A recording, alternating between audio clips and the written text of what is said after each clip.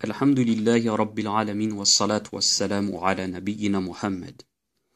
Donc bonjour à tous et à toutes. Dans cette vidéo, je vais répondre à une hérésie, à une erreur, donc écrite par Majid Oukacha dans son livre Il était une fois l'islam. Alors, je précise que cette vidéo est la première d'une série.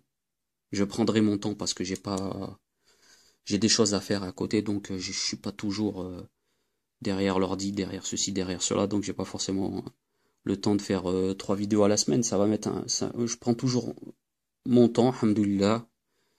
Et puis on demande à Allah Azza wa Jal qui nous assiste, qui nous aide, qui nous ouvre les portes. Mais en tout cas, cette première vidéo, donc je vais répondre à l'une des nombreuses stupidités que j'ai trouvées dans son livre. Il était une fois l'islam, à la page donc 82, comme vous voyez ici.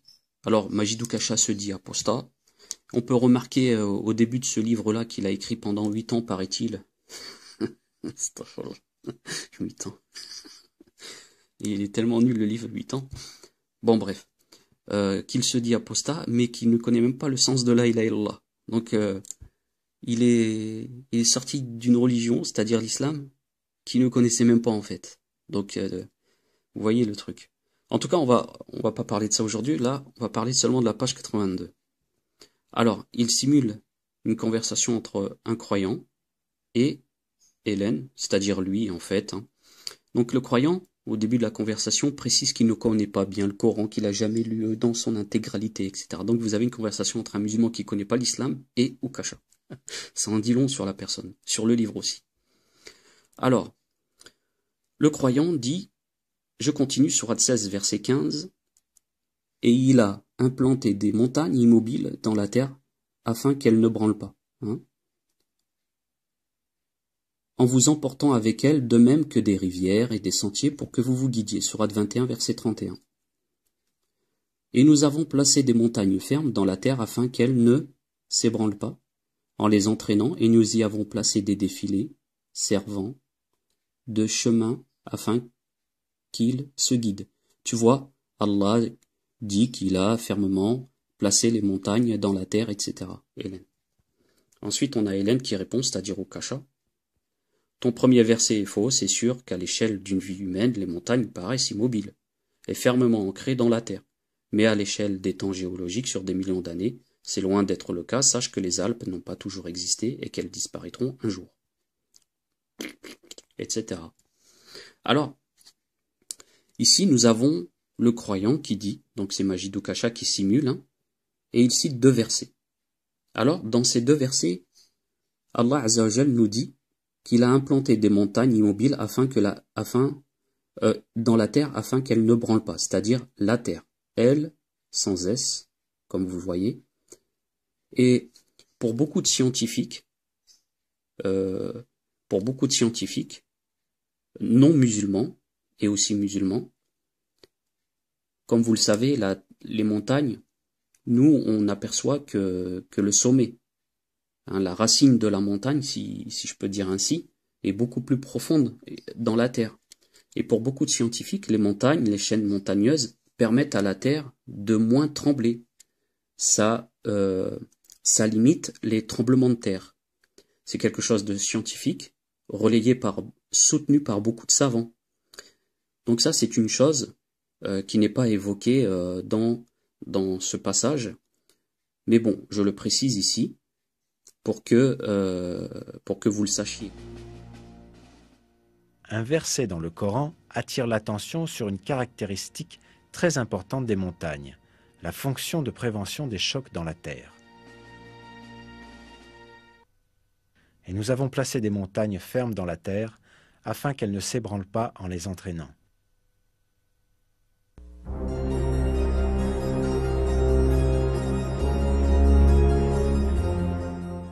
Et la géologie confirme aujourd'hui cette caractéristique des montagnes. Autrefois, on pensait que les montagnes étaient de simples protubérances s'élevant à la surface de la Terre. Cependant, au XXe siècle, les scientifiques ont réalisé que ce n'est pas le cas.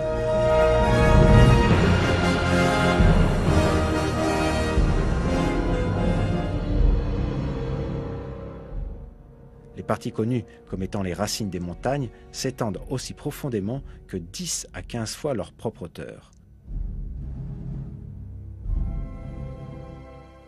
Par exemple, le mont Everest, dont le sommet culmine à environ 9 km au-dessus de la surface de la Terre, possède une racine profonde de plus de 125 km.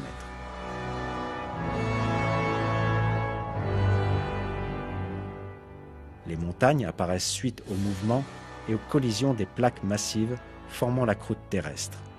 Quand deux plaques entrent en collision, la plus solide glisse sous l'autre, celle du dessus se tord et forme des hauteurs et des montagnes. La couche du dessous avance dans les profondeurs et forme une extension profonde vers le bas. Ces extensions sont les racines des montagnes.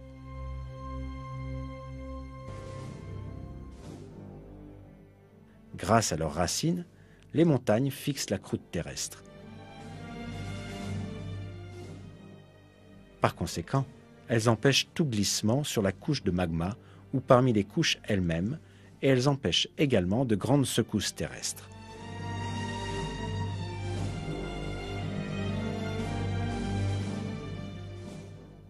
Avec ces caractéristiques, les montagnes peuvent être comparées à des clous maintenant des planches de bois ensemble. Dieu nous dit dans le Coran: «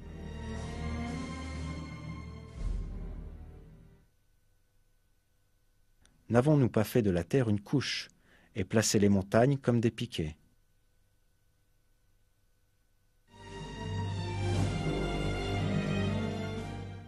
Le fait que cette fonction fut révélée dans le Coran, à une époque où personne ne le savait, est un autre des grands miracles du livre. Ensuite, à la lecture du deuxième verset, nous lisons « Et nous avons placé des montagnes fermées dans la terre afin qu'elles ne s'ébranlent pas. » Les montagnes. Vous voyez ici? C'est une erreur de frappe. Car si vous retournez au Coran, en français, en la traduction française, il n'y a pas de S ni ENT. Ce n'est pas au pluriel. Et ça ne revient pas aux montagnes, mais à la terre. Et nous avons placé des montagnes fermes dans la terre afin qu'elles, c'est-à-dire la terre, ne s'ébranle pas. C'est-à-dire que ce verset est dans le même sens que celui-ci. Il n'y a pas S et ENT. Ici, c'est une erreur de frappe. Est-elle volontaire ou pas? Je l'ignore. Mais en tout cas, ensemble, nous venons de voir qu'il y a ici une erreur de frappe dans son livre, hein, déjà, premièrement. Ou volontaire ou pas, ça c'est une question à laquelle je ne peux pas répondre. Ensuite, Ukasha répond et nous dit: ton premier verset est faux, c'est-à-dire celui-là. Hein. C'est sûr qu'à l'échelle d'une vie humaine, les montagnes paraissent immobiles et fermement ancrées dans la terre. Mais à l'échelle des temps géologiques, sur des millions d'années, c'est loin d'être le cas. Donc ici, Ukasha nous dit que s'il est vrai que les montagnes ne bougent pas à l'échelle d'une vie humaine, elles bougent certes à l'échelle des temps géologiques. Vous voyez? Donc ici, nous avons un Ukasha qui répond aux croyants, mais Ukasha ici a occulté un autre verset du Coran qui se trouve à la sourate 27, je dis bien sourate 27, et c'est le verset 88. Le verset 88. Donc Allah Azza wa Jal dans ce verset nous dit, on va le voir en arabe et ensuite en français, وَتَرَى الْجِبَالَ تَحْسَبُهَا جَامِدَةً وَهِيَ تَمُرُّ مَرَّ السَّحَابِ. Donc en français, et tu verras les montagnes, tu les crois figées, alors qu'elles passent comme des nuages. Et tu verras les montagnes, tu les crois figées, alors qu'elles passent comme des nuages. Donc nous voyons ici que Majid Ukasha a occulté un verset qui met en évidence que dans les temps géologiques, certes les montagnes bougent, et que dans les temps d'une vie humaine, elles sont immobiles, certes. Mais Allah Azza wa Jal nous dit dans le Coran que les montagnes bougent. Et il s'agit ici d'un miracle, parmi les miracles scientifiques du Coran. Car, certes, les hommes ne voient pas les montagnes bouger. Et Allah Azza wa Jal a informé dans son Coran, dans son livre, que les montagnes, tu les crois figées, mais elles bougent. Donc au temps géologique, elles bougent. Les montagnes bougent. Masha'Allah. Donc ici, Ukasha, dans son livre Il était une fois, nous a occulté un verset et nous a prétendu que le Coran se trompait, alors qu'en réalité, le Coran ne se trompe pas, et ce verset donc est une réplique pour son affirmation, sa fausse affirmation. Donc ici, Ukasha n'a qu'à, comment dire cela, n'a qu'à avouer qu'il a tort, tout simplement. Car comme il le dit lui-même, c'est sûr que ton verset est faux. C'est sûr qu'à l'échelle d'une vie humaine, les montagnes paraissent immobiles, mais fermement ancrées dans la terre, mais à l'échelle des temps géologiques, sur des millions d'années, c'est loin d'être le cas. Donc nous voyons que le verset qu'il a occulté, 88 sourate 27, répond à cette fausse affirmation d'Ukasha. Et tu verras les montagnes, tu les crois figées, alors qu'elles passent comme des nuages. Telle est l'œuvre de Dieu qui a tout façonné à la perfection.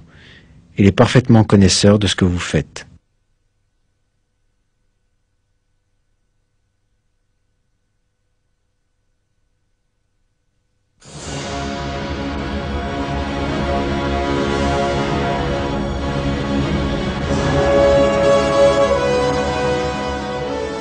Le verset souligne comment les montagnes, et donc la terre elle-même, se déplacent de la même manière que les nuages.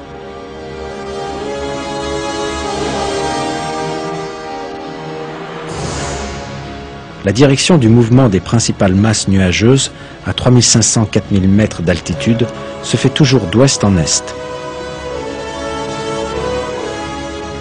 La direction est la même que celle selon laquelle la Terre tourne autour de son propre axe. Par conséquent, il est miraculeusement révélé dans ce verset que la Terre se déplace d'ouest en est, la même direction suivie par les nuages. Maintenant, Inch'Allah Ta'ala, je vais répondre à une autre ambiguïté de Majid Ukasha, qui se trouve dans cette vidéo, le top 10 des contradictions islamiques. Donc on va voir ensemble, Inch'Allah. J'arrive pas où... Parce que j'ai le portable devant, là. Voilà.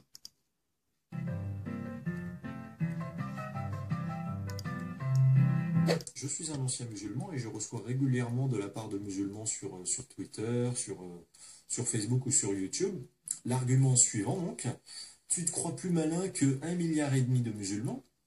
Alors déjà aux idiots qui me sortent ce genre de slogan suffisant, je voudrais rappeler que les plus nombreux n'ont pas toujours raison. Voilà. Si 10 mecs affirment que 2 plus 2 font 5, ils ne seront pas plus crédibles ni véridiques que le seul homme qui les contredirait en affirmant que 2 plus 2 ne font que 4. Et si on va au bout de votre logique, alors quand la foi islamique créée par Mohammed n'en était qu'à ses balbutiements, à ses débuts dès l'origine, et qu'il n'y avait alors autour de Mohammed que 100 ou 200 adeptes, alors on pourrait considérer que son islam était moins crédible qu'un polythéisme lointain qui, en le 8e siècle, sur un autre continent, existait, un polythéisme qui, bien évidemment, contredit la religion de Mohammed monothéiste, voilà, le monothéisme du Dieu Allah. Voilà, c'est cette religion lointaine, polythéiste, qui pouvait fédérer à ce moment-là plusieurs millions d'individus, loin du monothéisme coranique. Elle valait sans doute mieux d'un point de vue crédibilité que l'islam des débuts, voilà, de Mohammed, avec à peine 100, 200, 300, 400 adeptes, si vous voulez. Moi, je dis, faut être cohérent avant de me sortir ce genre d'argument inepte. Et je précise d'ailleurs que sur Terre, il y a par ailleurs 5,5 milliards de non-musulmans. 1,5 milliard de musulmans contre 5,5 milliards de non-musulmans. Bah alors les musulmans, vous vous croyez plus intelligents que les 5,5 milliards de non-musulmans? Voilà, c'était mon petit top 10 personnel de compte. Donc, vous voyez un petit peu le style. Alors, donc Majid Ukasha, il n'est pas à sa première. Tiens, regardez ce qu'il disait sur son petit Twitter, là. Les plus nombreux ont raison, point d'interrogation. Ah ok, parce que plus de la moitié de l'humanité est non musulmane, game over. Donc vous voyez ici Majid Ukasha. Ça date, hein, c'est du 19 décembre. Et il nous ressort ça dans cette vidéo là, assez récente. C'est le 4 mai 2016. Hein, il nous ressort ça alors qu'il sait pertinemment que le Coran nous dit quoi? Ben vous allez voir. Allah Ta'ala dit dans le Coran, et la plupart des gens ne sont pas croyants malgré ton désir ardent, Sourate 12, verset 103. Et si tu obéis à la majorité des gens, à la majorité de ceux qui sont sur la terre, ils t'égareront du sentier d'Allah. Ils ne suivent que la conjection et ne font que fabriquer des mensonges, Sourate 6, verset 116. Donc le Coran nous dit que les gens de la vérité sont minoritaires. Et la majorité, au contraire, dans le Coran, est un signe d'égarement. Et la plupart des gens ne sont pas croyants. Et si tu obéis à la majorité de ceux qui sont sur terre, ils t'égareront. Donc le Coran nous dit que la majorité des gens, c'est un signe d'égarement. Et que les gens de vérité sont souvent minoritaires.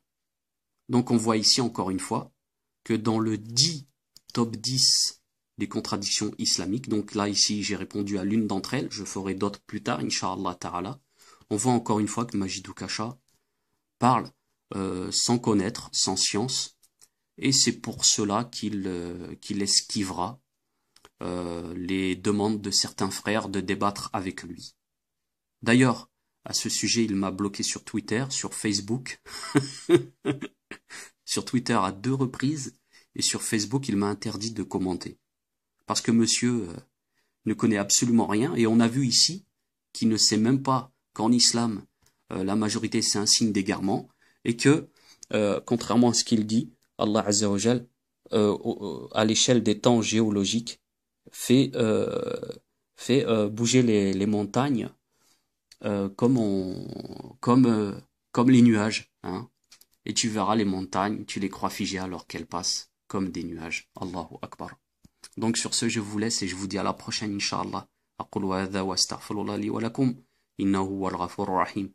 السلام عليكم ورحمة الله وبركاته.